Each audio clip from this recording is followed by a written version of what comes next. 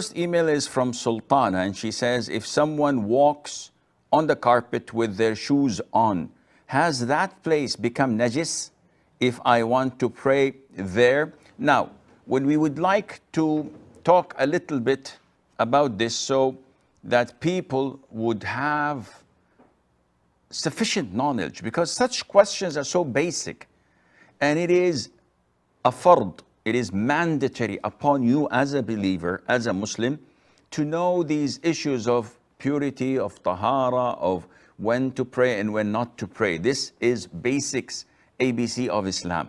So you have to learn this and you have to be knowledgeable. There's no excuse for you not to know. So I know I'm going to take a lot of time, but it is something that has to be done.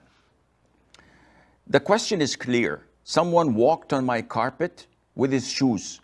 So can I pray, or is considered to be impure place to pray in? Definition of impurity. Impurity is known in Arabic as najasah, and it refers to the physical impurity, because we have the sentimental or the moral impurity, which is something different. We're not going to talk about that. But physical impurity is urine of human beings or of animals that we cannot, and we're not allowed to eat their meat. The urine, the feces, the menstrual blood of human beings, or the blood of animals that we're not allowed to eat the meat, or the blood that is running or gushing when slaughtering from a halal animal.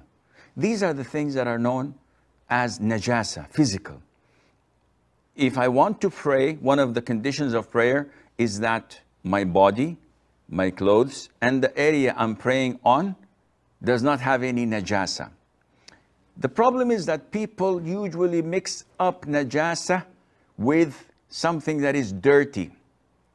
So I could have a t-shirt that is dirty, but I can still pray in it. Why? It is dirty because it has oil stains on it. I changed the car oil and I have stains on it. It's smelly because I did not take a shower and I was sweaty and I wore it a couple of times or 3 times, so it has a bad smell. By all standards, this is dirty. Yet it is not najis. Najasa means impurity.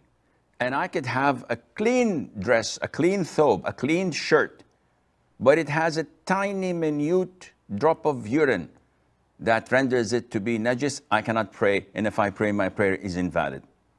Combine this with the hadith of the Prophet ﷺ, where he said that Allah has made the earth, the ground, for me a means of purification, that is through tayammum, and a place to pray.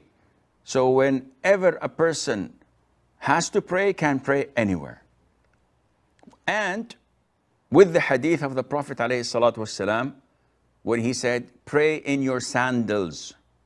And whenever one of you wants to pray in his sandals, he should look at it, meaning at the soil, to ensure that there is no impurity, and then pray. This is sunnah, to pray with your shoes on, with your sandals on, providing that there are no najasa apparent on it. With all these previously said, if you come to the carpet in your house, someone walked on it with his boots, left traces of sand or soil or dust or whatever. Do I see any visible najasa? For certain, the answer is no. You can pray. This means I can pray in a showroom. I can pray in a classroom. I can pray in the corridor. I can pray in the airport. Wherever I want to pray, because the ground is means of prayer for me. And I hope this answers your question.